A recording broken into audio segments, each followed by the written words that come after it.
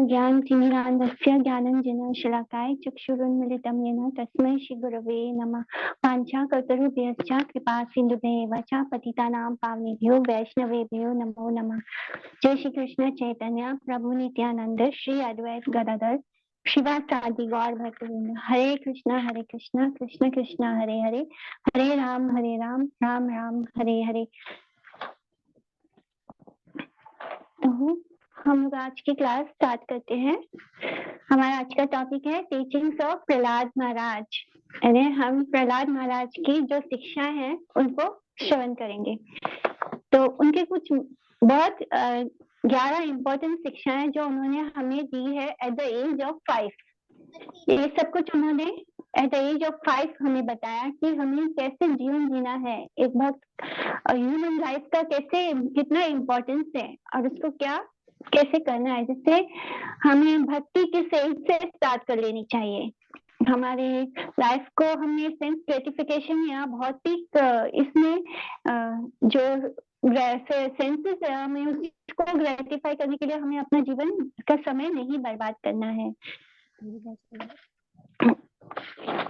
भौतिक वस्तुओं के पीछे अपना समय नहीं बर्बाद करना है। फिर हमें हमारा परिवार खुद हमारे लिए कैसे बॉन्डेज बन जाता है, क्योंकि वो हमारा स्वयं का मतलब हमारे माता पिता, हमारे पति पत्नी, ये बच्चे, ये सब कुछ हमें भक्ति में ले जाने में हमारे लिए एक बंधन का काम करते हैं। मतलब वो हमें आगे नहीं बढ़ने देते। फिर एक डिवोटी का पोजीशन क्या होता है? एक डिवोटी जो वैष्णव होता है वो एक ब्राह्मण से भी ऊंचा होता है, क्योंकि अगर कोई इंसान कृष्ण भक्ति नहीं कर रहा और वो ब्राह्मण हो तब भी उसका कोई वैल्यू नहीं होता। फिर भगवान से प्रार्थना जो हम करते हैं उसका क्या इम्पोर्टेंस है। फिर एक भक्त को क्या डिजायर करना चाहिए, उसकी क्या इच्छाएं होनी चाहिए। एक भक्त को के जीवन में भक्तों का क्या एसोसिएशन जो होता है, साधु संग होता है, उसका क्या महत्व है। ये सारी बातें हमें प्रहलाद महाराज ने बताई है अपने टीचिंग्स में कि हमें भगवान से क्या मांगना चाहिए और हमें भगवान से क्या नहीं मांगना चाहिए। मतलब हमारी प्रार्थना कैसी होनी चाहिए, हमें इस मटेरियल वर्ल्ड में कैसे रहना चाहिए, और मतलब यहाँ होकर भी हमें यहाँ का नहीं होना है। फिर अगर हमारे घर में, अगर हमारे एक परिवार में अगर एक भक्त भी हो तो वो कैसे पूरे परिवार का भला करता है। एक डिवोटी पूरे ह्यूमन सोसाइटी को कितना पूरा ह्यूमन सोसाइटी के लिए वो कितना उनके एग्जिस्टेंस को प्यूरिफाई कर देता है। उनके जो हमारे घर में अगर कोई एक इंसान भी भक्त हो तो वो हमारे 21 पीढ़ियों को तार देता है। मतलब सिर्फ वो भक्त ही, उसके भक्त होने के कारण हमारे माता पिता और उसके जो 21 पीढ़ियां हैं वो भी मुक्त हो जाती हैं, अपने जो पाप युग है उससे मुक्त हो जाती हैं। तो इस तरह ये 11 मेन इम्पोर्टेंट शिक्षाएं हैं जो प्रहलाद महाराज ने हमें दी है। तो हम आज की शुरुआत करते हैं कि हम जानते हैं कि प्रहलाद महाराज की क्वालिटीज क्या हैं, उनके गुण क्या हैं। तो जैसे कि हम सब जानते हैं कि प्रहलाद महाराज बहुत छोटे से बालक थे, 5 साल के, और तब उनके पिता ने उन्हें मारने की हर मुमकिन कोशिश की। तो आज हम समझेंगे कि आखिर ऐसा क्या हुआ कि हिरण्यकशिपु एक 5 साल के बालक जो कि उनका पुत्र है उसी को मारने से इतना आमादा हो गया कि वो हर हाल में उसे मारना चाहता था। तो हिरण्यकशिपु जो था उनके पिता प्रहलाद महाराज के, उसके 4 पुत्र थे।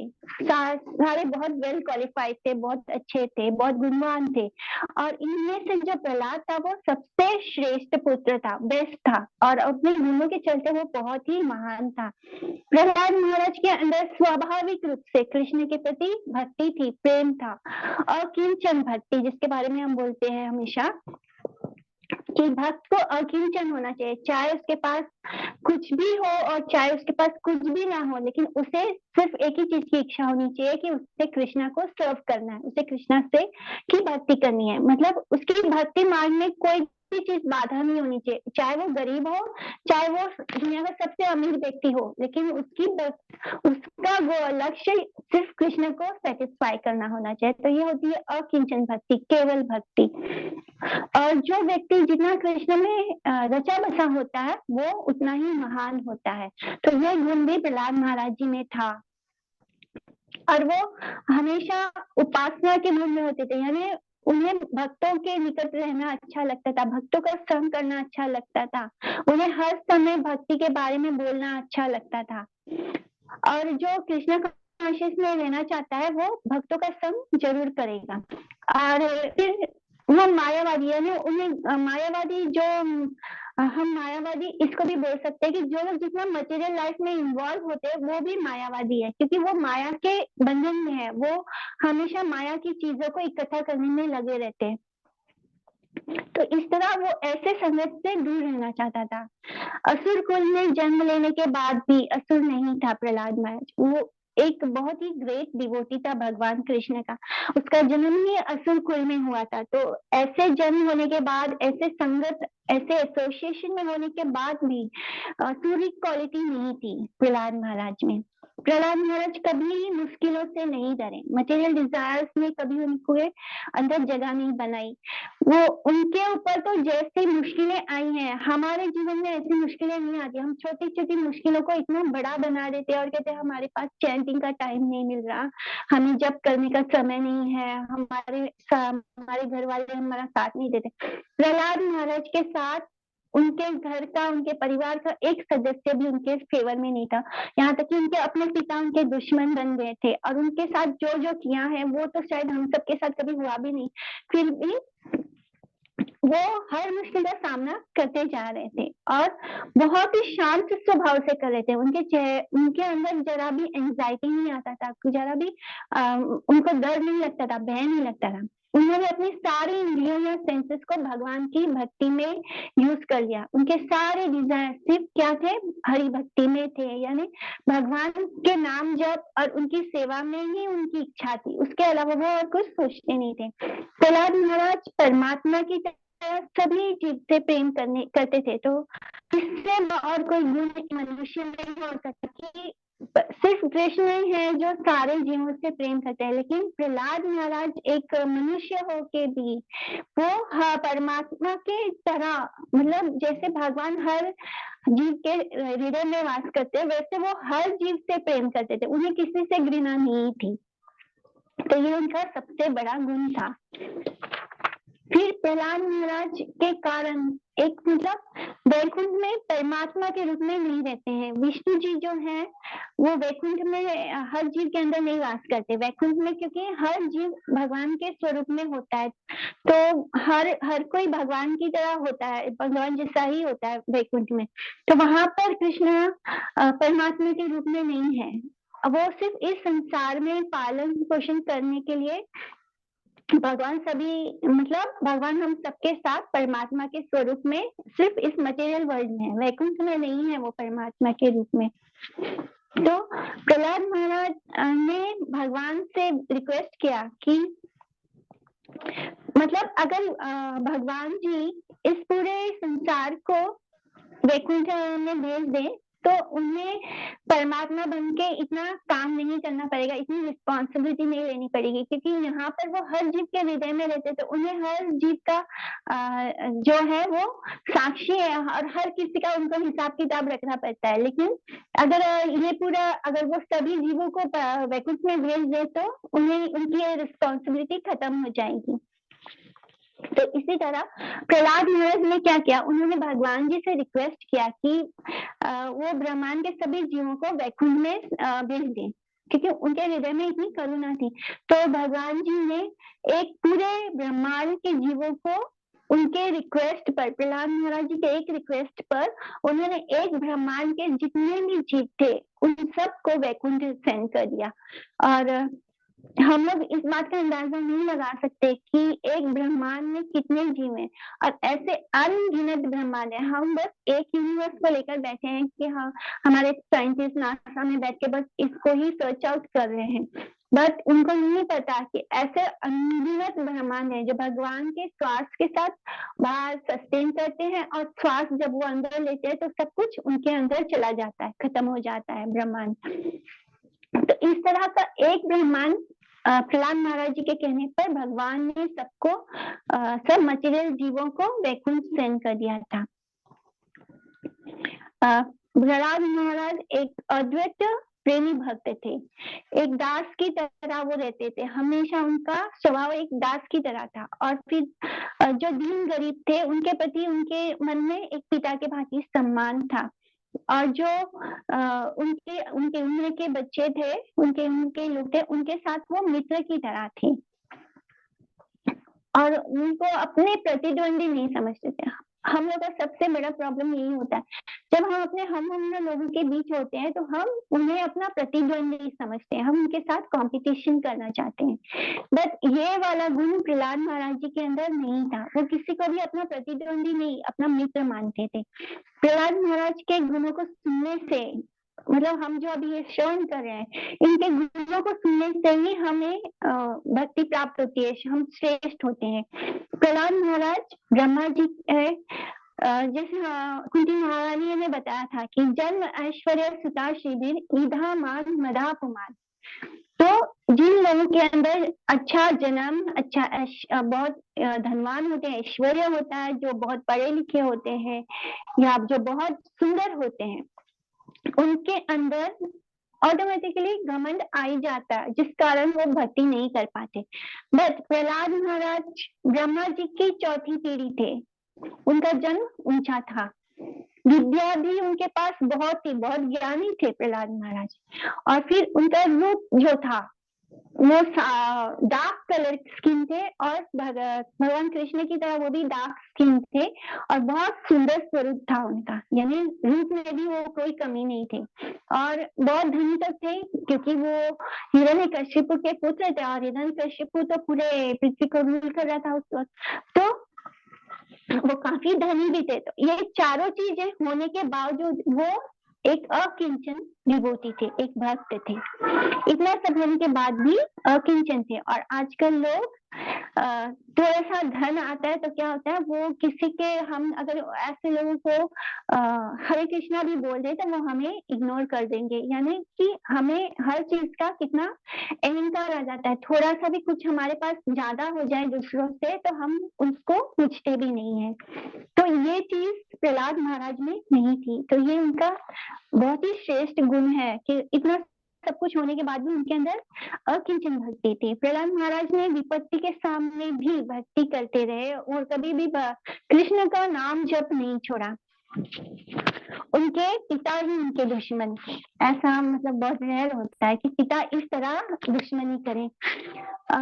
महान लोगों की भक्ति विपत्ति में और निखर जाती है। जो सच में भक्त होते हैं वो मुश्किलें देखकर रोते नहीं, टूटते नहीं, उनको ऐसे नहीं होता है कि मुश्किलें आ गई है तो बस ये भगवान तुमने ये क्या कर दिया, तुमने हमारे साथ इतना बुरा किया, मैंने तुम्हारी इतनी भक्ति की और फिर भी तुमने हमें इतना प्रॉब्लम दिया। तो एक भक्त बहुत समझदार होता है, वो जानता है कि जो मैं फेस कर रहा हूँ ये मेरे प्रारब्ध कर्म है, और ये तो मुझे फेस करना ही है, लेकिन इस वजह से वो भगवान को दोष नहीं देता है। उसे पता है कि सिर्फ भगवान में जो मेरे अपने हैं, और इस समय मुझे सिर्फ उनकी शरण लेनी है, और इस वजह से इन मटेरियल प्रॉब्लम्स की वजह से मुझे भगवान को नहीं छोड़ना है, और वो भगवान में दोष भी नहीं ढूंढते हैं। किसी भी स्थिति में भक्ति की जा सकती है। भक्ति का यही ब्यूटी है कि वो हर स्थिति में हो सकता है। ऐसा नहीं है कि हमारे पास सारी चीजें हो तभी हम भक्ति कर पाएंगे। भक्ति के लिए क्या चाहिए, बस आपके हृदय में कृष्ण के प्रति प्रेम और श्रद्धा होनी चाहिए, ऐसी श्रद्धा जो मुश्किलों के समय भी टूटे नहीं। अगर हमारे साथ हमारे कृष्ण और हमारे गुरुदेव हैं तो सारा संसार भी हमारा एनिमी हो जाए, दुश्मन हो जाए, तो भी हमारा कुछ नहीं बिगाड़ सकता, कुछ बिगड़ेगा ही नहीं। लेकिन अगर हमारे गुरु ही हमने कुछ ऐसा कर दिया जिससे हमारे गुरु हमसे नाराज हो गए, तो मतलब समझ जाइए कि हमारे कृष्ण भी हमसे नाराज हो गए, तब बहुत गलत होगा। इसलिए भगवान की भक्ति हमें हर स्थिति में करनी है और हर स्थिति में हम कर सकते हैं, ये इतना आसान है। और वो एक निष्प्रिय आत्मा थे, यानी उन्हें स्वर्ग और पृथ्वी के भोग के प्रति कोई आसक्ति नहीं थी। मतलब वो उनके मन में ये माया के प्रति कोई आसक्ति नहीं थी, जैसे आजकल के बच्चे होते हैं। He was only 5 years old, और हम आजकल के बच्चों को क्या देखते हैं कि उन्हें डिज्नीलैंड बोलो या कोई भी ऐसी चीज या ऐसे वर्ल्ड बोलो, तो उन्हें ये सब चीजों का कितना मोह होता है, उन्हें ये सब देखने की कितनी इच्छा होती है। लेकिन प्रहलाद महाराज के मन में इन सब चीजों के प्रति, माया के प्रति कोई आसक्ति नहीं थी। 5 साल के वर्ष में भी कोई आसक्ति नहीं थी उनका। वो अपने मित्रों के साथ मतलब उनको खेलने कूदने का भी उतना इच्छा नहीं था। उनके सेंसेस जो थे, उनकी इंद्रिया जो थी, शरीर, बुद्धि, मन, इंद्रिया सब उनके कंट्रोल में थे। सब कुछ संसारिक तृप्ति की उन्हें कोई वांछा नहीं थी। जैसे हमने लास्ट क्लास में भी जाना था कि असुर का मतलब क्या होता है। असुर मतलब होता है कि इंद्रिया, सेंसेस, और असुर वो होते हैं जो अपने सेंसेस में लिप्त रहते हैं, यानी वो पूरी तरह अपनी इच्छा, सेंसेस के प्रति गुलाम होते हैं, यानी जो उनका मन करता है, जो उनका मन चाहता है, बस वही करते हैं। तो ये होता है असुर। लेकिन प्रहलाद महाराज असुर कुल में जन्म लेने के बाद भी उनके अंदर असुरी क्वालिटीज नहीं थी। भगवान के भक्त जो है वो हमेशा भगवान जी जैसे ही उनके अंदर भी क्वालिटीज आ जाती है। जैसे हम जिसके बारे में सबसे ज्यादा सोचते हैं, हम उनके क्वालिटीज को ग्रहण करने लगते हैं, हम उनके जैसे हो जाते हैं। इसलिए हम जब कृष्ण के बारे में ज्यादा सोचेंगे तो हम भी, हमारे अंदर भी उनके जैसी क्वालिटीज अपने आप आने लगती है। तो ये थे श्री प्रहलाद महाराज के इतने सुंदर गुण। वो हमेशा जब भी सज्जनों की प्रशंसा की सभा लगेगी, तब प्रहलाद महाराज सबसे सर्वश्रेष्ठ होंगे, और उनके बारे में ना बोला जाए ऐसा कभी नहीं हो पाएगा। जब भी भगवान के भक्तों के बारे में बोला जाएगा तो प्रहलाद महाराज के बारे में जरूर बोला जाएगा। और वो 12 महाजनों में से एक है। 12 महाजन जो है, जिन मतलब महाजन वो होते हैं, जो 12 महाजन है वो है जिन्होंने मतलब जो सबसे श्रेष्ठ भक्त हैं कृष्ण के। अगर वो कुछ बोल दे भक्ति के बारे में तो हमें उसे मानना है, हम उस पर डाउट नहीं कर सकते, हमें वो हमारे लिए स्क्रिप्चर है। तो यमराज जी ने यही बात हमें 12 महाजन जो है उनके बारे में बताया था कि स्वयंभूर, नारद, शंभु कुमार, कपिलो, मनु, यमराज, प्रहलादो, जनको, भीष्मो, बलि, वैशाखिर, भयम, यानी ये सारे जो 12 महाजन हैं, ये सबसे सर्वश्रेष्ठ भक्त हैं कृष्ण के, और इनको ही हम भक्ति मार्ग में फॉलो करते हैं। और जब भी हमें कोई बात प्रूव करनी होती है तो हम इनका नाम लेकर बताते हैं कि इन्होंने ऐसे किया था। इसलिए जब शिव जी कोई पुराण में कुछ बोलते हैं कृष्ण के बारे में, तो हम बोलते हैं कि पद्म पुराण में शिव जी ने पार्वती माता से ये कहा था, तो हमारे लिए वो स्क्रिप्चर हो जाता है, अथॉरिटी हो जाती है। तो इस तरह अब हम आगे की क्लास स्टार्ट करते हैं, टीचिंग्स ऑफ प्रहलाद महाराज। युधिष्ठिर महाराज ने पूछा नारद मुनि से कि हिरण्यकशिपु क्यों प्रहलाद का दुश्मन बन गया। तो जो जजमान के साथ आगे रहकर उसका हित करे उसको क्या कहते हैं, पुरोहित।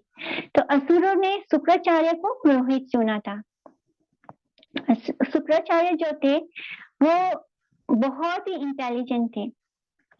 वो एक बहुत मतलब इतने ज्यादा बुद्धिमान थे। शुक्राचार्य बृहस्पति से भी ज्यादा बुद्धि थे, बुद्धिमान थे उनके। लेकिन शुक्राचार्य बृहस्पति से के बीच में कुछ अनबन थी, वो उनके वैरी थे, एक दूसरे के वो शत्रु थे। तो इस वजह से क्या हुआ, असुर लोगों ने क्या किया, शुक्राचार्य को अपना पुरोहित चुन लिया। जैसे हम बोलते हैं ना, दुश्मन का दुश्मन दोस्त होता है। तो इन्होंने देवता तो इनके दुश्मन थे असुरों के, तो जब शुक्राचार्य का दुश्मनी हो गई बृहस्पति से, तो इन्होंने असुरों ने शुक्राचार्य को अपना गुरु चुन लिया, पुरोहित मान लिया। इससे क्या हुआ, और और उनको एक भवन भी दिया, राजमहल के पास उनको रहने के लिए एक भवन दिया हिरण्यकशिपु ने। और इनके 2 पुत्र थे शुक्राचार्य के, संद और अमारका, संद एंड अमारका। तो ये लोग क्या करते थे, जो बच्चे थे राजकुल के, राजमहल के जो बच्चे थे, उनको संद और अमारका पढ़ाते थे, राज विद्या सिखाते थे, क्षत्रिय की पढ़ाई कराते थे, राजनीति में दिशा कैसे हासिल करना है वो सिखाते थे संत और अमारका। तो ये इसी स्कूल में प्रहलाद महाराज भी थे। पढ़ने में बहुत अच्छे थे प्रहलाद महाराज, बट इनका मन उस पढ़ाई में को अच्छा नहीं मानता था, क्योंकि ये लोग क्या पढ़ा रहे थे, राज विद्या सिखा रहे थे, युद्ध करना सिखा रहे थे, मतलब जो कुछ भी मटेरियल है, मटेरियल इसमें हमें आगे कैसे बनना है, किसी को कैसे हटाना है अपने रास्ते से, और कैसे अपना राज्य विस्तार करना है, तो ये सब कुछ मटेरियल स्टडीज था। जो प्रहलाद महाराज वॉज वेरी इंटेलिजेंट, लेकिन उनको इस पढ़ाई में कोई इंटरेस्ट नहीं था। उनको इस पढ़ाई में देह संबंध था, इसलिए वो इसको, क्योंकि वो बताया जाता था कि ये हमारे मित्र हैं और ये हमारे शत्रु हैं, हमें इनसे लड़ना है, हमें अपना राज्य आगे बढ़ाना है, ये सारी शिक्षाएं प्रहलाद महाराज को दिल से अच्छी नहीं लगती थी। तो एक बार क्या हुआ, प्रहलाद महाराज अपने पिता से मिलने गए हिरण्यकशिपु से, तो उसको पिता को देखे तो वो सीधा दंडवत गिर पड़े और उनको प्रणाम किया। जब इतने छोटा सा बच्चा पिता के सामने जाके ऐसे प्रणाम करता है दंडवत होकर, तो पिता के मन में बहुत प्रेम अपने आप आने लगता है। तो उन्होंने गोद में उठा लिया, हिरण्यकशिपु ने क्या किया, अपने प्रहलाद को गोद में उठा लिया और सबसे, और फिर जैसे नॉर्मल पिता क्या करते हैं, अपने बच्चे को पूछते हैं ना कि आप स्कूल में क्या पढ़े, आज क्या सीखा, आपको क्या अच्छा लगता है। तो हिरण्यकशिपु ने भी प्रहलाद महाराज को अपनी गोद में उठाया और पूछा कि तुम्हें सबसे अच्छा बेस्ट सब्जेक्ट क्या लगता है, तुमने क्या पढ़ा, क्या सीखा। इस पर प्रहलाद महाराज ने क्या कहा कि वन में जाकर कृष्ण की भक्ति करनी चाहिए, और यही सबसे अच्छा लगा मुझे। तो उनका माता धर्म गया कि हिरण्यकशिपु तो विष्णु को नहीं मानते, और ये बच्चा क्या बोल रहा है कि वन में जाकर विष्णु भक्ति करनी चाहिए, कृष्ण की भक्ति करनी चाहिए, यही सबसे श्रेष्ठ है। प्रहलाद ने उनको असुर वर्य का कहकर संबोधन किया कि हे असुर वर्य, यानी असुर में जो सर्वश्रेष्ठ है। अपने पिता नहीं बोला उन्होंने, उन्हें कहा हे असुर वर्य, हमें वन में जाकर कृष्ण की भक्ति करनी चाहिए, मुझे लगता है ये सबसे श्रेष्ठ है। तो सुनकर हिरण्यकशिपु सुनकर वो जोर जोर से हंसने लगा, सोचा कि कोई गुरुकुल में आकर इस छोटे से बच्चे को सिखा गया है, तभी ये बच्चा ऐसे ऐसे रट रहा है, क्योंकि प्रहलाद महाराज वाज ओनली 5 years old, और इतना छोटा बच्चा अपने आप थोड़ी ना ये बात सीख लेगा, और वहां पे कोई ऐसा माहौल नहीं है जो विष्णु भक्ति या कृष्ण भक्ति सिखाए। तो प्रहलाद उवाचा तत्साधु मन्ये सुरावर्य देहिना सदा समुद्विग्न धियम असद्ग्रहात् हित्वात्मा पातम गृहम अंधकूपम वहम गतो यद धरिम आश्रयता। वो क्या बोल रहे हैं कि जिन्होंने ये शरीर ग्रहण किया है वो एक अंधेरे कुएं में जो बिना जल का है, इसमें देह आत्मा गिरा हुआ है और एंजाइटी से भरा हुआ है, हर वक्त उसे डर लगा रहता है, और यहाँ पे बहुत सफरिंग है, यहाँ पे बहुत तकलीफ है, बहुत परेशानियां है, इसलिए घर छोड़कर चले जाना चाहिए और कृष्ण भक्ति करके हरि की शरण लेनी चाहिए। तो ये जवाब था प्रहलाद महाराज का। और ये जो देह बुद्धि वाले लोग हैं, जो देह को स्वयं मानते हैं, इन्हें मतलब ये अज्ञानता है। गृह में भी जो घर के लाइफ से जुड़े हैं, गृह का अर्थ क्या होता है, स्त्री होता है। गृह मतलब होता है स्त्री, जो हमें पकड़ लिया, जिसने हमें पकड़ लिया वो गृह है, यानी वो गृह है, जिसने हमको जकड़ लिया, ग्रहण कर लिया है। गृहिणी, गृहिणी यानी जिसने हमको जकड़ लिया, ग्रहण कर लिया, को ही हम गृह कहते हैं। तो स्त्री के कारण ही घर के मतलब एक पुरुष जब विवाह करता है तो वो स्त्री के कारण ही उस घर से बंधा होता है। आत्मा का पतन है जो गृही होते हैं, जो गृह में भी होते हैं, जो सिर्फ अपने स्त्री पुत्र रिश्ते नातों संपत्ति में ही बंधे रहने वाले जो लोग होते हैं, वो गृह में भी होते हैं। उन्हें हम गृहस्थ नहीं बोल सकते, क्योंकि गृहस्थ मतलब होता है गृहस्थ आश्रम होता है। और जो गृह में भी होते हैं वो उनका लाइफ भगवान में सेंटर नहीं होता है। उनका लाइफ स्त्री पुत्र रिश्ते संपत्ति रिश्तेदार बस इसी में बंधा हुआ होता है। तो वो बोलते हैं कि जो ऐसा जीवन जीते हैं हम, तो ये क्या है, ये अंधकूप है, अंधा कुआं है। एक कुआं होता है जो जिसमें पानी सूख जाता है, जिसमें झाड़ियां उगाती हैं और अंदर कुछ भी नहीं होता, जिसमें जल नहीं होता, जिसका नॉर्मली लोग क्या करते हैं, ऐसे कुएं का त्याग कर देते हैं। तो प्रहलाद महाराज बता रहे हैं कि ये जो जीवन है ये क्या है, अंधा कुआं है। यहाँ पे सिर्फ डर भय चिंता परेशानी है। जैसे अगर कोई पशु चढ़ते चढ़ते चले जाए और उस कुएं में गिर जाए, उस अंधे कुएं में, घास घास का मतलब उसे लग रहा है कि उसके अंदर बहुत सारे हरी हरी घास है और उसमें गिर जाए तो वहां से वो कैसे बाहर निकलेगा। तो ऐसे ही हम सब इस अंधे कुएं में गिरे हुए हैं, हम लोग इसमें से बाहर कैसे निकल सकते हैं। अगर कोई प्रीचर आकर हमें कृष्ण के बारे में बताए तो वो हमारा हाथ पकड़कर हमें उस कुएं से बाहर निकाल सकता है, यानी हमें कृष्ण की तरफ, कृष्ण की ओर ले जा सकता है। तो यही बोलते हैं कि विवाह के समय क्या करता है पति, बहुत सारे गहने और अलंकार लेकर जाता है अपनी वाइफ के लिए, लेकिन अगर वो अपनी वाइफ के लिए एक जपमाला लेकर जाए और उसे भी अपने साथ कृष्ण भक्ति में ले जाए, तब वो होता है गृहस्थ आश्रम। यानी नॉर्मली कहा जाता है कि पुरुष जो होते हैं वो बहुत इंटेलिजेंट होते हैं, तो उनका काम होता है कि अपनी बुद्धि का इस्तेमाल करें और अपने जो उन पे आश्रित लोग हैं उन्हें भी कृष्ण की ओर ले जाएं। तो हमें क्या करना है, हमें अगर हम इंटेलिजेंट है तो हमें बुद्धि का इस्तेमाल करना है और अपने आश्रितों को भी भगवान की ओर ले जाना है, भक्ति की ओर ले जाना चाहिए, तभी वो बुद्धि का सही इस्तेमाल होता है। नहीं तो ऐसे लोग बस गृह में भी होते हैं, वो गृहस्थ नहीं होते। तो इस तरह प्रहलाद महाराज जैसा ज्ञानी ये सब एक बोलते हैं कि ये जो वर्ल्ड है ये क्या है, ये मटेरियलिस्टिक वर्ल्ड है। असुर से कह रहे हैं, किससे, हिरण्यकशिपु से। वो कितना, प्रहलाद महाराज 5 साल के बच्चे छोटे से हैं और हिरण्यकशिपु इतना बड़ा इतना ताकतवर असुर उनके सामने, श्रेष्ठ असुर श्रेष्ठ उनके सामने बैठा है और उसको वो बता रहे हैं कि ये संसार एक अंधा कुआं है, इससे निकल के हमें वन में चले जाना चाहिए और कृष्ण भक्ति करनी चाहिए। इसलिए प्रहलाद महाराज की बातें सुनकर हिरण्यकशिपु जो है वो बहुत जोर जोर से हंसने लग गया और उसको लगा कि मेरे बच्चे को किसी ने आपकी आवाज बहुत कट कट के आ रही है बार बार। आपके नेटवर्क में इश्यू होगा, बाकी सबको आ रही है। जी माता जी आ रही है। हाँ तो उनकी आपके नेटवर्क में इश्यू होगा।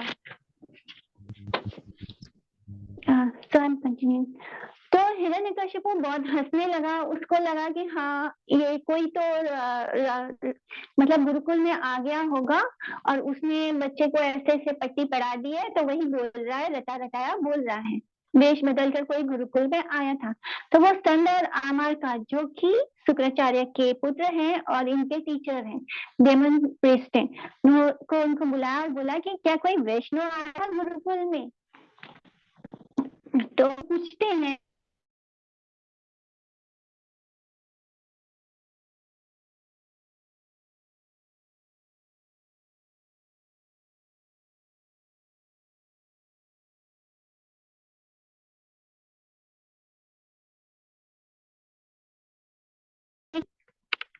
रात को गुरुकुल लाकर उससे मतलब वो लोग बोलते कि नहीं कोई भी नहीं आया, यहाँ तो कोई आया ही नहीं, हमने तो किसी को आते हुए देखा ही नहीं।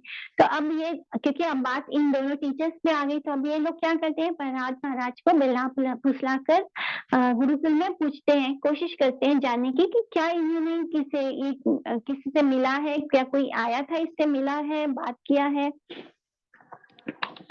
यहाँ पे चाणक्य पंडित बोलते हैं कि अगर कोई बहुत ऑनेस्ट भी हो, बहुत सत्यवादी भी हो, लेकिन अगर वो किसी चीटर के साथ डील कर रहा है, किसी धूर्त के साथ जो चीटिंग करता है, और ऐसे इंसान के साथ हम डील कर रहे हैं, अगर हम बहुत ऑनेस्ट हैं, हम बहुत सच्चे हैं, तब भी अगर हम किसी गलत इंसान के साथ डील कर रहे हैं, तो हमें उससे बात निकलवाने के लिए उसके जैसा चीटिंग करना पड़ता है। तो ये कोई गलत बात नहीं है।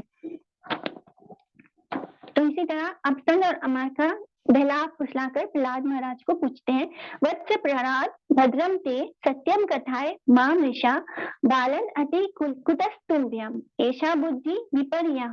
यानी फिर पुत्र प्रहलाद, आपको सारी सौभाग्य प्राप्त होगा, आशीर्वाद देते हैं, कृपया झूठ मत बोलो, सच बोलो, हम सच बताना।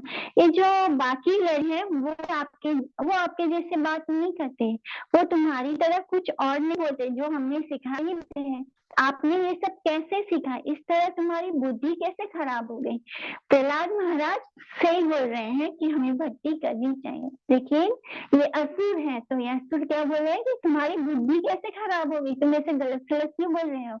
तो प्रहलाद महाराज बोलते हैं कि जब भगवान की भक्ति से प्रसन्न मैं और मेरा की धारणा तब चली जाती है। यानी जब भगवान हमारी भक्ति से प्रसन्न होते हैं, तब मैं और मेरा की धारणा चली जाती है। यह पशु बुद्धि है, और ये पशु बुद्धि भगवान की भक्ति से चली जाती है।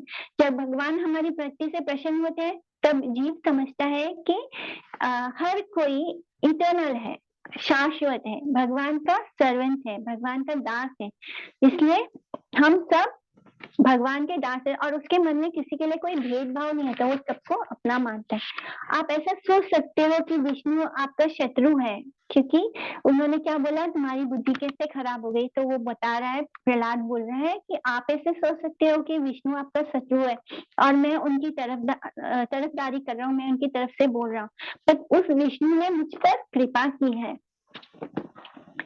यानी प्रहलाद महाराज एक एग्जाम्पल से एक्सप्लेन करते हैं कि ओ ब्राह्मण, मेरे गुरुजन, मेरे टीचर, जैसे लोहा चुंबक की तरफ आकर्षित होकर उसकी तरफ खींचा चला जाता है, वैसे ही मेरी बुद्धि, मेरी भावना को उस परम शक्तिमान ने बदल दिया है। यानी मैं उनकी तरफ उसी तरह अट्रैक्ट हो रहा हूँ जैसे लोहा चुंबक की तरफ होता है। मुझे पता चल गया है कि मैं ये शरीर नहीं हूँ, मैं आत्मा हूँ, इसलिए मैं उस सूर्यदत्त मैं उस सुदर्शन चक्रधारी से की तरफ आकर्षित हो गया हूँ, इस पे मैं कुछ नहीं कर सकता।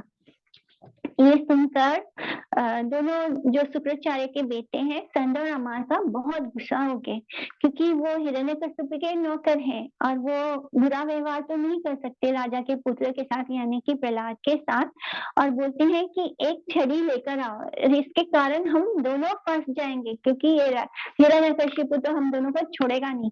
ये कुल का अंगाश्रय है, यानी एक अपने ही कुल का नाश करने वाला है, दुर्बुद्धि है, बुरी बुद्धि वाला है, अब ये बातों से मानने वाला नहीं है, इसलिए इसे पकड़कर मतलब इसके साथ कुछ पॉलिटिक्स के करनी होगी और इसको कूटनीति सिखानी होगी।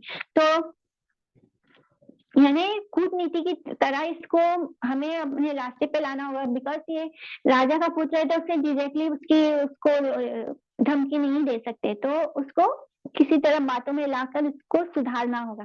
कहा कि प्रहलाद, हम असुर जो कि चंदन के पेड़ हैं, उसके बीच ये प्रहलाद क्या है, कांटों का पेड़ है।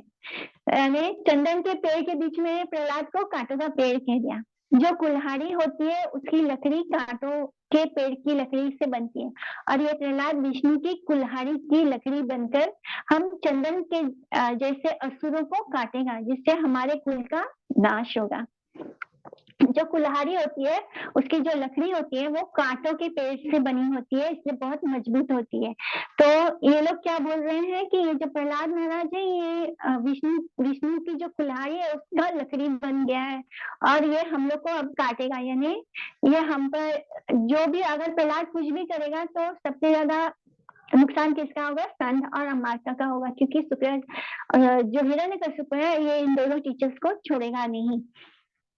तो ये इस तरह की बोल रहे हैं प्रहलाद महाराज को क्या बोल रहे हैं कि ये कांटों का पेड़ है और ये कुल्हाड़ी की लकड़ी बनकर हमें, विष्णु की कुल्हाड़ी की लकड़ी बनकर हमको, हम जैसे चंदन, खुद को चंदन बोल रहे हैं कि हम जैसे चंदन जैसे असुरों को काटेगा। इस तरह उन्होंने 5 साल के प्रहलाद को बहुत डराया, धमकाया, छोटा बच्चा समझकर उसको खूब धमकाया और फिर से उसकी शिक्षा प्रारंभ कर दी। तो उनको क्या लगा कि अब हमने इसको अच्छा तरह धमकी दे दिया, ऐसे ऐसे डांट दिया, फटकार दिया, अब तो ये वापस ऐसा नहीं करेगा, और फिर उन्होंने अपनी ट्रेनिंग स्टार्ट कर दी। और अब वो कॉन्फिडेंट थे कि उन्होंने बच्चे को पॉलिटिकल नॉलेज से बहुत अच्छी तरह सुसज्जित कर दिया। तो प्रहलाद महाराज क्या करते थे, जब ये टीचर्स उसको सिखाते थे स्कूल में तो ये बड़ा अच्छे से सीख लेते सब बच्चों की तरह, because he was very intelligent, बहुत ज्ञानी थे, तो जो भी सिखाया जाता था वो सब कुछ सीख लेते थे। तो ये दोनों गुरु को क्या लगता था कि ये तो हमने बहुत अच्छे से सिखा दिया है इसको, प्रहलाद महाराज को। तो अब फिर एक बार हिरण्यकश्यप के सामने वो प्रेजेंट करते हैं छोटे प्रहलाद को कि छोटा बच्चा प्रहलाद अपने पिता के चरण में गिरकर उन्हें दंडवत प्रणाम करता है, और फिर बहुत करुणा से भरा हिरण्यकश्यप ने उसको आशीष दिया, खूब आशीर्वाद दिया अपने बेटे को, और फिर प्रेम से सराबोर होकर उसको अपने गले से लगा लिया प्रहलाद महाराज को। और मतलब बच्चा उनके सामने दंडवत प्रणाम कर रहा है, उनका अपना पुत्र है, तो इतना ज्यादा वो प्रेम से भाव विभोर हो गए कि उनके आंखों से अश्रु बहने लगे, और वो अश्रु से की धार बह रही थी अपने प्रहलाद के प्रेम में, वो इतना ज्यादा आंसू बहा रहे थे, इतने खुशी के आंसू थे उनकी आंखों। और फिर वो उनसे वैसे ही पूछते हैं हिरण्यकश्यप कि तुमने अपने टीचर से इतने दिनों में जो सुना वो रिपीट करो, वो मुझे बताओ, क्या सीखा तुमने, क्या है सर्वश्रेष्ठ ज्ञान, क्या है? अब प्रहलाद महाराज बोलते हैं, श्रवणम कीर्तनम विष्णु, स्मरणम पाठ सेवनम, अर्चनम वंदनम दास्यम, साक्ष्यम आत्मनिवेदनम, इति पुंसार पिता विष्णु भक्तिश्चेन्नव लक्षणा क्रियते भगवती अथा तन्मने अदितम उत्तम। तो प्रेम से उनको गले से लगाने के बाद जब हिरण्यकश्यप ने ये सुना तो प्रहलाद को, मतलब हिरण्यकश्यप को जो प्रहलाद के आलिंगन करके मिला था, जो सुख उसको मिला था प्रहलाद को अपने आलिंगन करने से, गले लगाने से, और शायद इसलिए भी उनके हृदय में ईश्वर को गले, जब भी जो भक्त होता है वो भगवान का रिप्रेजेंटेटिव होता है, विष्णु, वैष्णव वर्ड ही विष्णु से आया है, तो जब कोई भक्त को गले से लगाएगा तो ऑटोमेटिकली उसके अंदर थोड़ी बहुत भक्ति जाग ही जाती है। इसलिए जब वो प्रहलाद को गले से लगाता है तब उसके आंखों से अपने आप प्रेम के अश्रु गिरने लगते हैं, और जो खुशी उसको मिली थी उस वक्त, वो मतलब वो बयान नहीं कर सकता था कि उसको इसके अंदर इतना खुशी हुआ था जब उसने प्रहलाद को गले लगाया। और अब जब उसने बहुत प्रेम से उसको पूछा प्रहलाद महाराज को कि तुमने क्या सीखा मुझे बताओ, और इन्होंने क्या कहा प्रहलाद ने कि श्रवणम कीर्तनम विष्णु, विष्णु के गुणगान कर दिए और बताया कि 9 तरह की भक्ति क्या है और कैसे एक भक्त इन 9 तरह की भक्ति करके भगवान को पा सकता है। तो इस तरह प्रहलाद महाराज को जो कुछ भी सिखाया था उसका उल्टा हो गया। और अब उन्होंने क्या किया, प्रहलाद को जोर से उठाकर जमीन पर पटक दिया, एक छोटे से बच्चे को उठाकर पटक दिया जैसे उन्होंने विष्णु का नाम सुना। मतलब इतना ज्यादा वो गुस्से और क्रोध से भर गए थे, कुछ सोचा नहीं। और इतने गुस्से में फिर वो हिरण्यकश्यप ने स्कंद को बोला, यानी जो उनके टीचर थे उसको बोला कि तुम इसको विष्णु की शिक्षा दे रहे हो, विष्णु भक्ति सिखा रहे हो, तुमने मेरे दुश्मन की शरण ली है, तुमने इस बेचारे को कृष्ण भक्ति सिखा दी, ये क्या बकवास है, तुम लोगों का सच प्रहलाद के मुख से प्रकट हो गया, धन मेरा लेते हो और काम विष्णु का कर रहे हो, इस जन्म के रोग पूर्व जन्म के पाप का फल होता है, इसी तरह तुम लोगों का सच पता चल गया, ये सारे मतलब तुम लोग इसको विष्णु भक्ति सिखा रहे हो। तो दोनों टीचर ने क्या कहा कि इसको कोई नहीं पढ़ाया, ये सब ये नैसर्गिक है, ये जन्म से ही ऐसा है। अपना गुस्सा छोड़ दो, बेवजह हम पर दोष ना करो, हम ब्राह्मण हैं, हमें इंसल्ट मत कीजिए। तो ऐसे बोलते हैं वो दोनों, स्कंद और अमाता। थोड़ा अभी गुस्सा आया था, लेकिन अभी भी उनके हृदय में पूरा गुस्सा नहीं था। अभी भी उनको क्या लग रहा था कि स्कंद और अमार का इसको विष्णु भक्ति सिखा रहे हैं। मतलब अभी भी पूरी तरह से इनको विश्वास नहीं हुआ था कि प्रहलाद का कुछ गलती है। कृष्ण में मन लगाना है, स्वतः दूसरे। तो कृष्ण ने वो पूछते हैं कि जिज्ञासा में पूछ रहे हैं कि ये टीचर्स ने नहीं सिखाया तो किसने सिखाया। अब वो स्वयं प्रहलाद को पूछ रहे हैं। तो कृष्ण में मन लगाना है, स्वतः दूसरे या इंस्ट्रक्शन किसी एफर्ट से नहीं लगा सकते। तो भोगों में अविष्ट इंद्रियां है, पुनः पुनः चवितम अनकंट्रोल सेंसेस, जन्मों जन्मों से वही चबा रहे हैं। यानी वो बता रहे हैं कि हमें कृष्ण में मन लगाना है। हम क्या कर रहे हैं, हम बार बार जो खा चुके हैं उसी को खा रहे हैं, चबा रहे हैं। जैसे गन्ना होता है, हम गन्ने को चूसते हैं, फिर हमें उसको थूक देते हैं, फिर हमको लगता है नहीं, इस गन्ने में अभी भी और रस होगा, तो हम उसको वापस चबाते हैं और फिर उसको थूक देते हैं। यानी ऐसे ही हम बार बार वही वही चीज कर रहे हैं। हर बार जन्म लेते हैं, हर बार हम वही करते हैं। हम स्कूल जाते हैं, पढ़ाई करते हैं, मटेरियल एजुकेशन लेते हैं, हम बड़े होते हैं, शादी करते हैं, फिर हमारे बच्चे होते हैं, फिर हम उनकी शादी करवाते हैं, फिर हम वही सब उनके बच्चों की बेबी सिटिंग करते हैं और फिर मर जाते हैं। मतलब हम क्या कर रहे हैं, हर जन्म में हम यही कर रहे हैं, यही कर रहे हैं। तो पुनः पुनः चर्विता चर्विता आना। तो इस तरह प्रहलाद महाराज बार बार कृष्ण के बारे में ही बोलते हैं। वो बोलते हैं कि जिनका अंतकरण विषय भोग में अवस्थ है वो कृष्ण को नहीं जान सकते। एक अंधा दूसरे अंधे को क्या गाइड करेगा। यानी अगर कोई अंधा गुरु हो तो वो दूसरे को क्या सिखाएगा, वो विषय में ही सिखाएगा, वो उसको मटेरियल बातें ही सिखाएगा। हम लोग भी तो यही ऐसे मटेरियल लोगों के बीच रहते हैं और एक दूसरे से जो सीख रहे हैं वो क्या है, एक अंधा दूसरे अंधे को सिखा रहा है। यानी वो क्या कर रहा है, पहला वाला भी अंधा है, दूसरे को क्या सिखाएगा, वही सिखाएगा जो वो खुद अंधा है। भगवान के बनाए स्वर्ग को भोगना चाहते हैं पर भगवान को नहीं जानना चाहते हैं। मतलब हम लोग को सब कुछ अच्छा अच्छा चाहिए, मटेरियल वर्ल्ड में सब कुछ बेस्ट चाहिए, लेकिन हमें उसको बनाने वाले के बारे में जानने की कोई इच्छा नहीं है। नाते विदुर सर्थ गति ही विष्णु दुरस्थाया ये बहिर्थ नामिना अंधा यथा अंधेर उपनियामाना ते अपि सतंत्रयम् उरुदामि बुद्धा नैसम्मते तावत् उरुक्रमंग्रीं स्पृशति अनर्थ पागमो यदर्थ महीयासं पादरजो अभिषेकम निष्किंचनम न वृतिना यावत्। जब महाभगवतों के चरण का आश्रय लेते हैं, अगर हमने उनके चरणों का आश्रय नहीं लिया, अगर उनके चरण के रज का अभिषेक नहीं करेंगे, तब तक हम मटेरियल कॉन्टेमिनेशन यानी हम इस भौतिक संसार में लिप्त रहेंगे। हम कभी भी, जब तक हमें कोई साधु की कृपा नहीं होती, जब तक कोई वैष्णव हम पर कृपा नहीं करेगा, तब तक हम पर राधा माधव की कृपा नहीं हो सकती। जब भी हमारे ऊपर कोई हमें कृष्ण कृपा चाहिए, तब हमें हमारे ऊपर वो किसी वैष्णव की कृपा से ही होगा। जो मटेरियलिस्टिक है वो कृष्णा कॉन्शियस में नहीं आ सकते, यानी उनके लिए मुश्किल है। जब तक कि अगर जैसे उन्होंने कहा कि कोई अंधे कुएं में गिरा हुआ है, जब तक कि उसको बाहर से कोई रस्सी नहीं फेंकेगा, उसका हाथ नहीं थामेगा, तब तक वो उसमें से बाहर नहीं आ सकता। तो ये संसार जो है, मटेरियल वर्ल्ड है, ये क्या है, अंधाकूप है। इसमें से बाहर निकलना है तो कोई भक्त के चरणों का सहारा लेना होगा। कोई शुद्ध भक्त, कोई साधु भक्त होगा, वो ही हमें इस मटेरियल वर्ल्ड के अंधकूप से बाहर निकाल सकता है।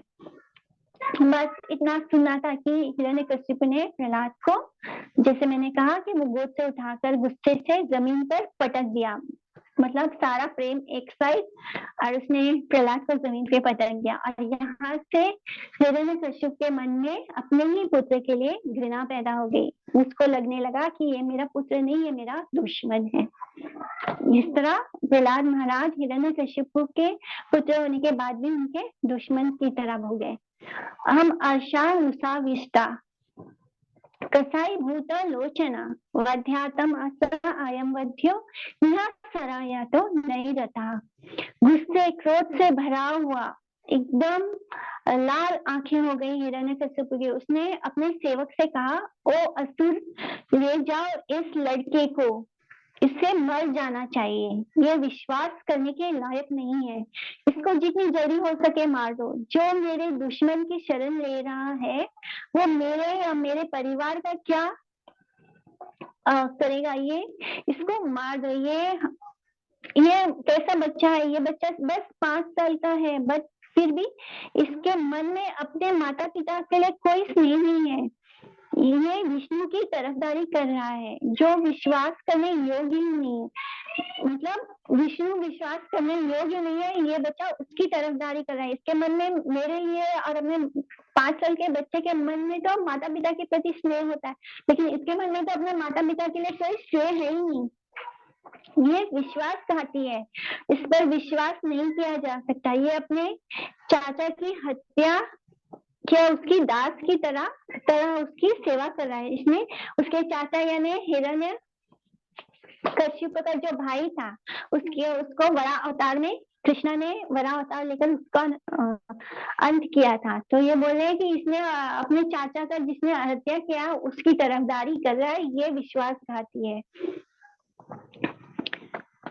कि वो मतलब कितना नफरत है उसके मन में विष्णु से कि वो अपने पुत्र को भी मारने को तैयार था। वो हर पल नफरत से विष्णु को ही सोचता था, यानी हर पल उनके मन में घृणा थी विष्णु जी के लिए। जो काम क्रोध लोभ है वो क्या है, नरक के द्वार है। और इस वक्त हिरण्यकशिपु काम क्रोध और क्रोध में था। काम ही क्रोध बन जाता है, काम फ्रस्ट्रेशन होता है, यानी हमारी जो काम मतलब होता है इच्छा, डिजायर। जब हमारी इच्छा पूरी नहीं होती तो वो क्या फॉर्म होता है, वो क्रोध बन जाता है। और जब काम की पूर्ति होती है, जब हमारी कामनाएं पूरी होने लगती है, हमारे सारे डिजायर पूरे होने लगते हैं, तब क्या आता है, हमारे अंदर ग्रीड आता है, लोभ आता है। कि जैसे जैसे हम पैसे कमाते हैं तो हमारे अंदर पैसे कमाने की और इच्छा जागने लगती है और ग्रीड आने लगता है कि हमें और पैसे कमाने और पैसे कमाने। जब हमारे पास पैसे नहीं होते हैं तब हम क्या सोचते हैं कि बस हमारे पास इतने पैसे होते तो बहुत अच्छा होता, हम तो बहुत इसी में खुश है। जब भगवान अपने अमाउंट देते हैं, उतना फल दे देते हैं, तब क्या होता है कि हमारे मन में और ज्यादा कमाने की इच्छा होती है। तो ये होता है लोभ। तो जब हमारे डिजायर पूरे होने लगते हैं तो हमारे अंदर ग्रीड आता है, लोभ आता है। और जब हमारे डिजायर पूरे नहीं होते हैं तब हमारे अंदर क्या आता है, गुस्सा आता है, क्रोध आता है। क्रोध कैसा होता है, वो सर से पैर तक एक अलग रूप धारण कर लेता है। जब इंसान क्रोध में होता है, गुस्से में होता है, तो उसका पूरा शरीर सिर से ऊपर से लेकर नीचे तक वो क्रोध मतलब हर बॉडी का हर अंग उससे इफेक्ट होता है। पूरा बॉडी का वो क्रोध जो है वो कंटेमिनेट करता है, पूरा शरीर जलने लगता है। क्रोध से होठ फड़फड़ाने लगते हैं, आंख लाल हो जाती है, हाथ पैर हम जमीन पर जोर जोर से पटकते हैं, हाथ जोर जोर से पटकते हैं। तो क्रोध से किसका नुकसान होता है, हमारा खुद का नुकसान होता है। इसलिए भगवान गीता में क्या कहते हैं, काम हमेशा क्रोध ऐसा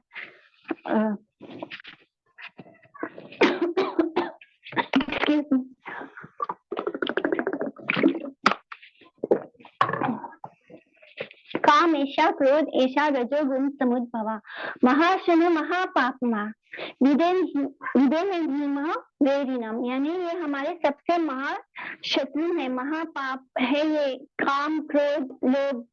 ये जो है ये रजोगुण है, लेकिन रजोगुण में होने के कारण ये हमारा जो भी तपस्या, हमारे जो भी पुण्य है उसको भी नष्ट कर देता है। जब भी हम क्रोध में होते हैं सबसे ज्यादा नुकसान हम दूसरे का नहीं करते, हम खुद का करते हैं।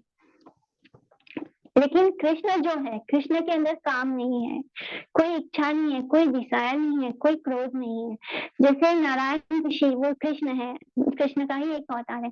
जब वो तपस्या कर रहे थे तब उनकी तपस्या को तोड़ने के लिए देवता ने क्या अप्सराओं को भेजा था, लेकिन उन अप्सराओं को देखकर भी वो क्रोधित नहीं होते, वो अपने अपने सारे इंद्रियों को उनके बस में थी। वो क्या कि उन्होंने अपने भावों से क्या किया, और भी बहुत सुंदर सुंदर स्त्रियों को उत्पन्न कर दिया, जिससे उसी समय अप्सरा जो उर्वशी है उसका जन्म नारायण ऋषि ने किया था। तो मतलब वो जब उनके पास अप्सराओं को भेजा गया तो उन्होंने और भी अपनी शक्तियों से और भी ज्यादा अप्सराओं को प्रकट कर दिया था। और उन्हें ना तो उन्हें गुस्सा आया था, ना ही वो उनके पीछे उनके मन में कोई काम वासना जागी थी। लेकिन जो शिव जी थे उनका क्या, उन्होंने क्या किया था, उन्होंने क्रोध में कामदेव को भस्म कर दिया था। तो ये जो काम है और क्रोध है ये कृष्ण के अंदर नहीं है। संसार के लोग अपने पुत्रों को विरक्त नहीं बनाना चाहते।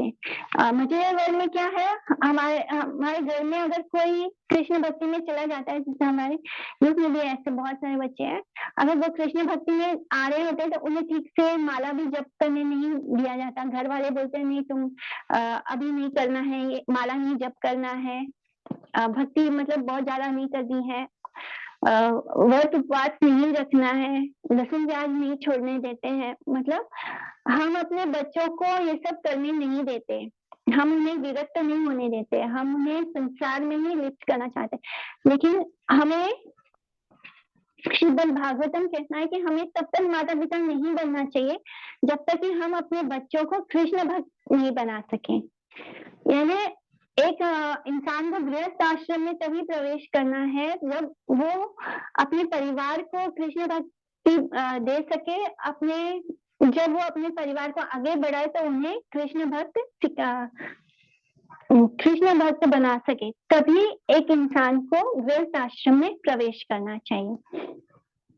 तो इस तरह ये हमको धोखा दे सकता है। बोलते हैं हिरण्यकश्यप बोलते हैं कि ये हमें कभी भी धोखा दे सकता है, क्योंकि विष्णु का भी यही काम है, विष्णु भी हमेशा हमें धोखा देता है। सिर्फ 5 साल का होकर ये हाल है इस बच्चे का। छोटा बच्चा तो माता पिता से हमेशा चिपका रहता है, लेकिन धीरे धीरे समय लगता है बच्चे को माता पिता से दूर होने में। टाइम के साथ वो बड़ा होते होते अपने माता पिता से थोड़ा दूर होता है, लेकिन ये विष्णु की तरह हमें धोखा देगा। हिरण्यकशिपु क्या बोलता है कि अपना ही अंग अगर शरीर को नुकसान पहुंचा रहा हो तो उस अंग को काट देना चाहिए। हिरण्यकशिपु अपनी बात को पुष्ट करने के लिए नीति शास्त्र का से उदाहरण दे रहा है कि जो हिरण्यकशिपु है असुर जरूर है पर बहुत ज्ञानी है, और वो नीति शास्त्र से उदाहरण दे रहा है। बोलता है कि जैसे हिरण्यकशिपु बहुत ऊंची बात बोल रहे हैं, बोलते हैं कि साधु का कोई शत्रु नहीं होता, उसकी इंद्रियां ही उसकी शत्रु होती हैं। और ऐसे अनकंट्रोल होने से मतलब अगर किसी साधु की इंद्रियां ही अनकंट्रोल सेंस हो गए, उसके के कारण ही उसका पतन हो जाएगा। जैसे अनकंट्रोल सेंसेस होने से साधु का तो वो उस साधु की शत्रु है, इसलिए इन इंद्रियों को मार देना चाहिए। यानी वो बोल रहा है अपनी बात को किस तरह नीति शास्त्र से पुष्ट कर रहा है, मतलब वो सही बोल रहा है, जो बोल रहा है उसमें कहीं कोई गलती नहीं है। सत्य कह रहा है कि अगर कोई साधु का अपने सेंसेस पर कंट्रोल नहीं हुआ तो उस सेंसेस को मार देना चाहिए, उस सेंसेस को खत्म कर देना चाहिए। जैसे घाव में पीप हो जाए तो उसको शरीर से बाहर करना जरूरी होता है, फिर चाहे वो शरीर में ही क्यों ना बन रहा हो। इसी तरह अगर कोई हमारा शरीर का अंग खराब हो रहा है तो हमें उस शरीर के अंग को काट कर फेंक देना चाहिए। और अगर दवा और हर्ब जंगल में क्यों ना मिलता हो, लेकिन अगर उससे हमारा हित हो रहा है, हमारा भला हो रहा है तो उसको ग्रहण करना चाहिए। इसलिए अगर कोई पराया होकर भी हमारा हित करे तो उसको प्रोटेक्ट करना चाहिए।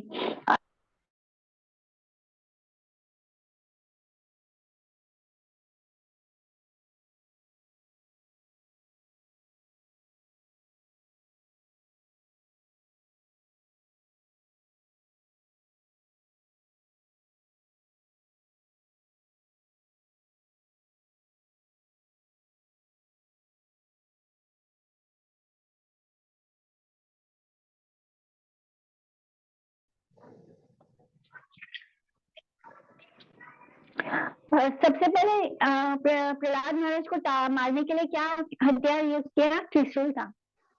त्रिशूल से असुर जो बहुत डरावने असुर थे, लोहे के तार जैसे उनके बाल थे, एकदम लाल जैसे बाल, लाल लाल जैसे कॉपर के कलर का बाल हो, और बड़े बड़े दांत थे, और डरावनी आवाज में चिल्ला रहे थे, छिंदी भिंडी ऐसे करके वो जोर जोर से चिल्ला रहे थे, काटो मारो। और प्रहलाद के सॉफ्ट बॉडी पर, छोटे प्रहलाद छोटा सा है और उसके शरीर एकदम सॉफ्ट है, और उसको वो त्रिशूल लेकर भोंक रहे हैं। प्रहलाद को ने प्रतिकार नहीं किया, वो शांति से बैठे थे और चैंटिंग कर रहे थे। वो नाम जप कर रहे हैं, प्रहलाद महाराज नाम जप कर रहे हैं, और ये असुर क्या कर रहे हैं? उनको त्रिशूल से भोंक रहे हैं, और इतने डरावने हैं, इतने डरावने लोगों को अपने आंखों के सामने देख के कोई भी बच्चा डर जाएगा, उसका मन नाम जप में कैसे लगेगा। लेकिन प्रहलाद इज सो स्टेबल, उनके सेंसेस उनके कंट्रोल में है, वो भगवान का ध्यान कर रहे हैं, उनका नाम जप कर रहे हैं, और ये इनका जो वेपन है इसका कोई इफेक्ट नहीं हो रहा है, भगवान उनको प्रोटेक्ट कर रहे हैं। उनका नाम, भगवान का स्मरण होने से भगवान का नाम और भगवान में कोई अंतर नहीं है, इसलिए इस मुश्किल घड़ी में भी उनको कोई मुश्किल महसूस नहीं हो रही, क्योंकि वो उनको इफेक्ट ही नहीं हो रहा है। इसलिए कोई भी माया की बनी वस्तु ईश्वर को छू भी नहीं सकती है। ऐसे ही नाम स्मरण के कारण भगवान स्वयं उनमें प्रकट थे नाम रूप में, और उनकी रक्षा कर रहे थे। किसी उपाय से वो प्रहलाद को नुकसान नहीं पहुंचा पाए। उन्होंने बहुत कोशिश की प्रहलाद को हिट करने की, लेकिन वो त्रिशूल से भी कुछ कर नहीं पाए। और एक असुर नहीं था, बहुत ढेर सारे असुर थे जो उनको त्रिशूल से ऐसे भोंक रहे थे। दिग्गजों को बुलाया गया, बड़े बड़े हाथियों को बुलाया गया, और पैरों के नीचे कुचलने के लिए। किसको? प्रहलाद महाराज को। फिर सर्प को बुलाया गया, बड़े बड़े असुर सर्प हैं ये, डेंजरस। जब निकल जाते तो लगता कि आग निकल रहा है उनके मुंह से, और इतने डेंजरस सांपों को बुलाया गया प्रहलाद को मारने के लिए। हाथी से कुचलवाया, प्रहलाद को कुछ नहीं हुआ, वो अपना नाम जप कर रहे थे।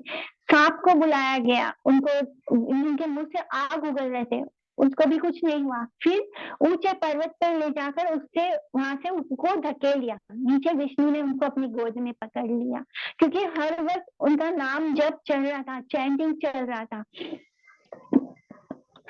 माया से ट्रिक्स किया, यानी माया क्या, असुरों को वेश बदल बदल के उनको डराया गया, धमकाया गया, लेकिन कुछ असर नहीं हुआ प्रहलाद पर। कभी उनको भूखा छोड़ दिया, भूखा रखा, कभी उनको ठंड में रखा, बर्फ की मतलब जहाँ पे बर्फ होते हैं वहां पे छोड़ दिया प्रहलाद को, सीवियर कोल्ड में। हवा तेज, कभी उनको तेज हवा के झोंकों के बीच, मतलब बवंडर होता है, उसके सामने कर दिया, कभी आग के अंदर ढकेल दिया, कभी पानी में ढके रखा गया। सब जगह प्रहलाद इस काम, वो एकदम शांत है और सेफ है। कैसे? वो चैंटिंग कर रहे हैं, शांति से चैंटिंग कर रहे हैं। ये गुण हमारे अंदर नहीं है। हमारे अंदर जरा सा प्रॉब्लम आता है, अंदर उथल पुथल, एंग्जाइटी शुरू हो जाती है, हम नाम जब हरे कृष्णा महामंत्र भूल जाते हैं, हम लोग इधर उधर कॉल करने लगते हैं, लोगों को मैसेज करने लगते हैं, हमारे अंदर कोई चैंटिंग नहीं होती है। हम ये गुण है जो हमें सीखना है प्रहलाद महाराज से, कि चाहे कितनी भी मुश्किलें क्यों ना आए, हमें चैंटिंग नहीं छोड़नी है, भगवान का नाम जप नहीं छोड़ना है। बड़े बड़े पर्वत को इनके ऊपर रोल करके गिरा दिया मारने के लिए। बड़ा बड़ा गोल गोल पत्थर होता है, पर्वत जितना बड़ा बड़ा, उसको रोल करके ढकेल दिया ताकि प्रहलाद उनके नीचे दब के मर जाए। ये सब इतिहास है, मतलब ये कल्पना नहीं है। लोग कहते हैं ना ये माइथोलॉजी है, माइथोलॉजी नहीं है। श्रीमद् भागवतम माइथोलॉजी नहीं है, रामायण माइथोलॉजी नहीं है, ये सब इतिहास है, ये सब कुछ हुआ है, ये घटनाएं हुई है। तो ये सब कुछ सच है। भगवान उसकी रक्षा कर रहे थे, नाम बनकर उसकी रक्षा कर रहे थे। हिरण्यकश्यप बहुत चिंता में नहीं समझ पा रहा था कि अब क्या करे, अब कोई उपाय ही नहीं बचा। इतना कुछ कर लिया, जो उसके साथ बुरा, जितना बुरा कर सकता था सब कर लिया। अब वो सोचते कि उन्होंने सोचा कि इस बच्चे के साथ मैंने बहुत बुरा किया है, बहुत बुरा बोला है, जो ये कभी भूल नहीं पाएगा। इतना मतलब इतना कुछ बोल दिया है कि ये बच्चा कभी भूल नहीं पाएगा। बड़ा होगा तो ये मेरे से जरूर बदला लेगा और मुझे मार डालेगा, क्योंकि ये खुद असुर है, तो इनको मालूम है कि असुर बुद्धि कैसे चलेगी। असुरों का मतलब इवन हम लोग का भी यही स्वभाव है कि कोई हमारे साथ बुरा किया तो हम तो बदला लेते ही लेते हैं। मतलब हमारे मन में बदला ना भी ले सके तो इच्छा तो आती है कि हम इसके साथ भी कुछ करें। तो क्योंकि हिरण्यकशिपु असुर है तो वो असुर बुद्धि से ही सोच रहा है कि ये जब बड़ा होगा, इसके साथ तो मैंने इतना कुछ कर डाला, इतना कांड हो गया है, प्रहलाद महाराज के साथ इतना कुछ कर दिया है, इतना बुरा बुरा बोल दिया इस बच्चे को, और ये मर भी नहीं रहा है, ना मर रहा है ना अपना स्वभाव छोड़ रहा है। मतलब वो विष्णु को नहीं छोड़ रहा, विष्णु को थामे रखा है, नाम जब उसका चल रहा है।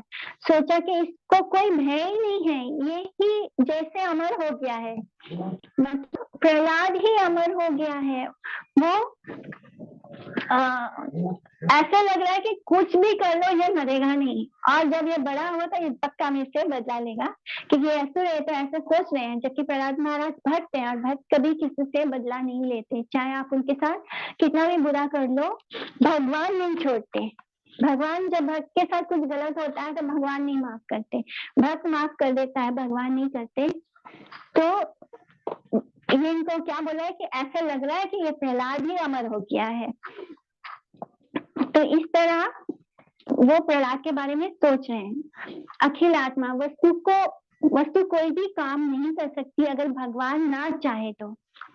यानी ये अखिल आत्मा है, यानी इस दुनिया कोई भी चीज जो है वो कोई काम नहीं करेगी अगर भगवान उसको ना करना चाहे। न अग्नि, न जल, न वायु, न अस्त्र, न शस्त्र, न धरती। भगवान और भगवान के नाम में कोई डिफरेंस नहीं है। तो जब प्रहलाद महाराज लगातार हरिनाम चैन कर रहे थे तो भगवान प्रेजेंट थे। भगवान साक्षात हरि नाम प्रभु हम क्यों बोलते हैं? क्योंकि भगवान और भगवान के नाम में कोई अंतर ही नहीं है, नाम और नामी में कोई अंतर नहीं है। जब हम हरे कृष्णा बोलते हैं तो कृष्णा साक्षात प्रेजेंट होते हैं। तो अगर सुकृति ना हो तो कितना भी प्रयत्न करो, इंसान किसी भी काम में सफल नहीं होता। वैसे ही असुर भी विफल हो रहे थे, जितने असुर थे वो सब विफल हो रहे थे, क्योंकि उनके पास सुकृति थी नहीं, वो विष्णु के भक्त नहीं थे। स्कंद और अमात्य ने कहा कि आप चिंता मत करिए, बच्चा है, शादी हो जाएगी तब चेंज हो जाएगा, जब बड़ा हो जाएगा शादी हो जाएगी, पत्नी आ जाएगी तो अपनी पत्नी की सुंदरता में खो जाएगा और फिर ये सब भूल जाएगा। इसको बांध कर रखिए। मेरे पिता यानी शुक्राचार्य जब तक नहीं आते तब तक इस बच्चे को बांध कर रखो। मेरे पिता इसको ऐसी नीति की बातें बताएंगे कि ये वजन सब छोड़ देगा और बड़ा होने पर भी इसकी बुद्धि बदल जाएगी, जो कि सच है। क्योंकि कुछ बच्चे ऐसे होते हैं जो बचपन में बहुत अलग होते हैं, लेकिन बड़ा होते होते वो सब चेंज हो जाते हैं, फ्रेंड्स के संगत में जाके चेंज हो जाते हैं। और जब वाइफ आती है तो बच्चे तो वैसे ही माता पिता को भूल जाते हैं, बेटे तो वैसे ही माता पिता को भूल जाते हैं, अपनी वाइफ के इसमें आ जाते हैं। तो ये सब संसारिक शिक्षा दे रहे हैं स्कंद अमात्य हिरण्यकशिपु को प्रहलाद से जुड़ के बारे में। तो आज की क्लास हम यहाँ पे पॉज करेंगे और बाकी का श्रवण हम नेक्स्ट क्लास में करेंगे। टीचिंग्स ऑफ प्रहलाद महाराज अब नेक्स्ट क्लास में लेंगे। आज हमने जाना कि हिरण्यकशिपु ने क्या किया प्रहलाद महाराज के साथ और क्यों वो उससे इतनी नफरत करने लगा। So any doubt, any question? Hare Krishna माता जी। हाँ जी माता जी, शुरुआत में आपने बताने के लिए बोला था, प्रहलाद महाराज बताएंगे कि भगवान से हमें क्या मांगना चाहिए और क्या नहीं मांगना चाहिए इनके। हाँ जी माता ये जी। सब कुछ अभी नेक्स्ट क्लास में आएगा। अभी हम टीचिंग स्टार्ट करेंगे प्रहलाद महाराज की। आज हमने बताया कि हिरण्यकशिपु क्यों उनका एनिमी बन गया। ये जानना जरूरी है ना कि एक पिता अपने ही पुत्र को क्यों मारना चाहता है। हमने ऐसा कभी कहीं देखा सुना नहीं था। तो ये आज के हमने उनका लाइफ स्टोरी जाना है। अब हम नेक्स्ट क्लास से जानेंगे कि उन्होंने क्या जो शिक्षा दी है वो हम नेक्स्ट क्लास में पढ़ेंगे। ठीक है? वो सब कुछ आएगा। वो मैंने आपको संक्षिप्त में बताया था कि जो 11 शिक्षाएं हैं वो मेन शिक्षाएं क्या है प्रहलाद महाराज की। एनीथिंग एल्स और कुछ? ओके। वांछा कल्पतरुभ्यश्च कृपा सिंधुभ्यैव च पतितानां पावनेभ्यो वैष्णवेभ्यो नमो नमः। आप सभी को दंडवत प्रणाम। हरे कृष्णा। हरे हरे कृष्ण। हरे कृष्ण। हरे कृष्ण। हरे कृष्णा। हरे कृष्ण माता जी। हरे कृष्णा। हरे कृष्णा एवरीवन। दंडवत प्रणाम। हरे कृष्ण। हरे कृष्णा।